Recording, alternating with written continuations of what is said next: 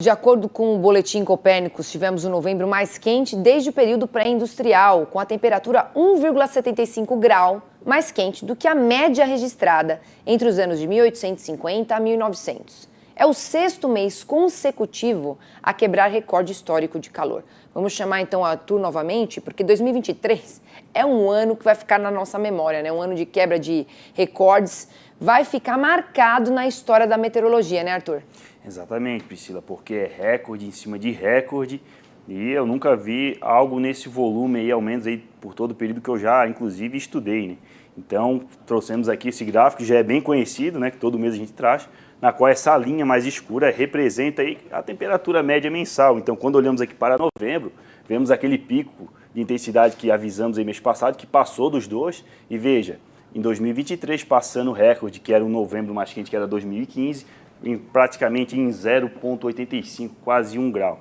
E a situação se complica, porque o que acontece?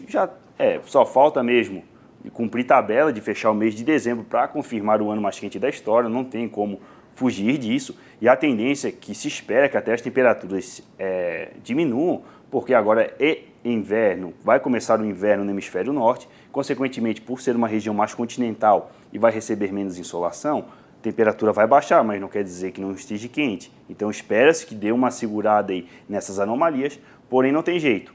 Esse calor aí não só estava em terra, porque a gente usa esse período de referência aqui, então quando olhamos aí para a referência pré-industrial, para entender o papel dos gases de efeito estufa, essa amplitude aí está em 1,75, já praticamente tendo uma média aí, botando em xeque ou até o próprio Acordo de Paris, porque medidas mais drásticas vão ter que ser tomadas, porque a situação meio que já está começando a fugir de controle. Espero que próximo ano a gente consiga manusear bem essa situação.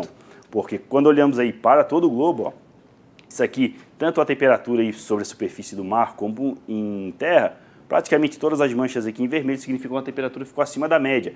Tendência de melhora, como falei, que lá no hemisfério norte começou a esfriar, até em algumas partes aqui do Ártico e também da Ásia, tendência aí já da temperatura diminuir, mas veja como na Ásia Central continua esse calorão, principalmente em áreas aí cobertas de gelo, pegando a Antártica, que bateu praticamente o 7º mês consecutivo de recorde de degelo. Então é uma situação que vai se agravando e isso tem consequências aí no clima em todo o mundo e vem impactando o agro.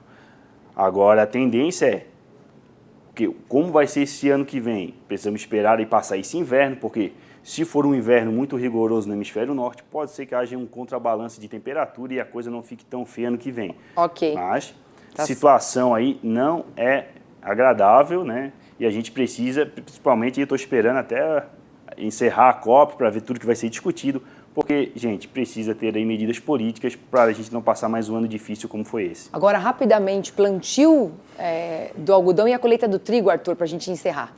Então, aqui olhando a questão da colheita do trigo, falta de 2% para ser colhida aí no Rio Grande do Sul. Então, tendência aí de tempo mais firme no final de semana, porque agora temos um sistema de baixa pressão atuando na região sul.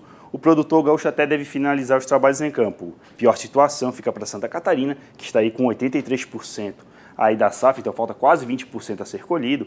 E aí temos agora a situação que é baixa pressão nesse final de semana, nos próximos dias. Lá no começo da próxima semana tem cavada atuando na região sul e ainda lá pela quinta-feira da próxima semana, frente fria. Então, o tempo não vai ser favorável para a região sul e para os trabalhos em campo, muito menos e para a colheita do trigo.